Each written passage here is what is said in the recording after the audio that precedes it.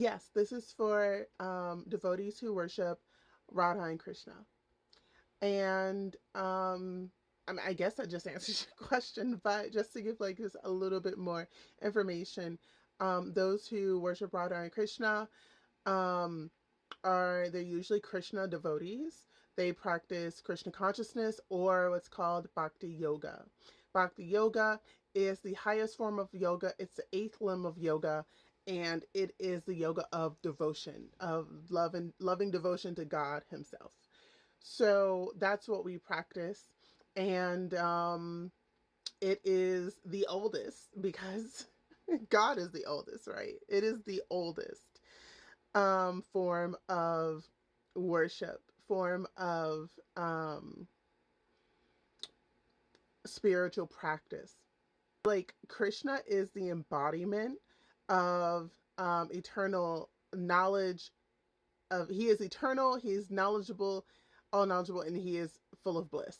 Like, and that is his form. He has a body. He has a form. He's not just like some light in the sky. He's not formless. He's not some void. He's not like universal everywhere. Although his body makes up the entire, the entire existence, the entire all of the universes, all everywhere, everything is composed is made of his body. But he actually has a two-armed form, and that is his original form.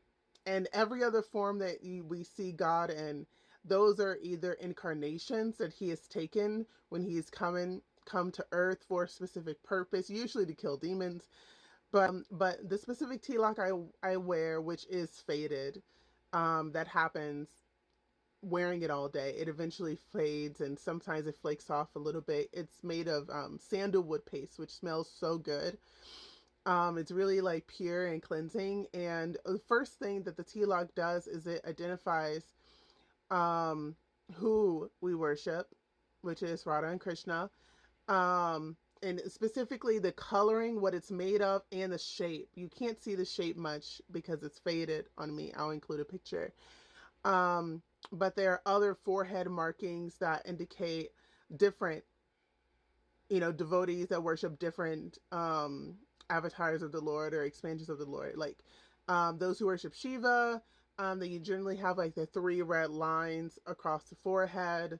Those who worship Narayan have different tilak. Those who worship different forms of Krishna, other different expansions of Krishna, their tilak will look different. It can even be different colors. I've seen folks with like black tilak or red tilak. And some of it's really like it's just it can really vary. And there's like if you think about like Christianity, there's a lot of different denominations.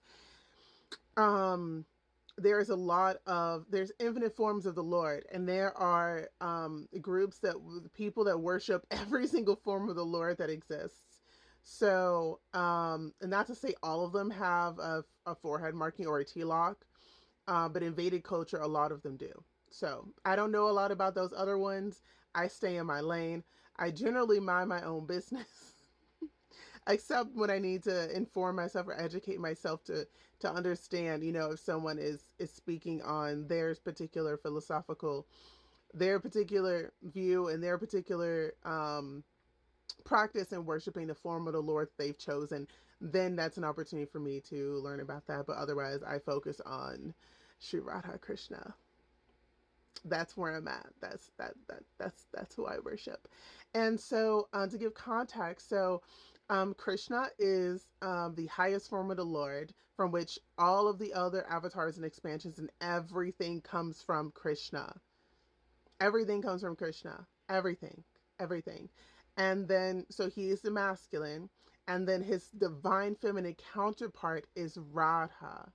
Radha is the divine Shakti. She is the Lord's potency. Without her, he can't do anything.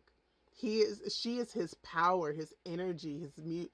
Everything that he does is because of her Shakti, her energy. And all of the other divine feminine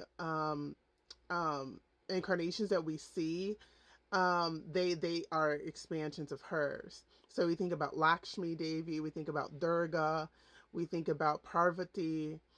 All of them, they come from Radha. So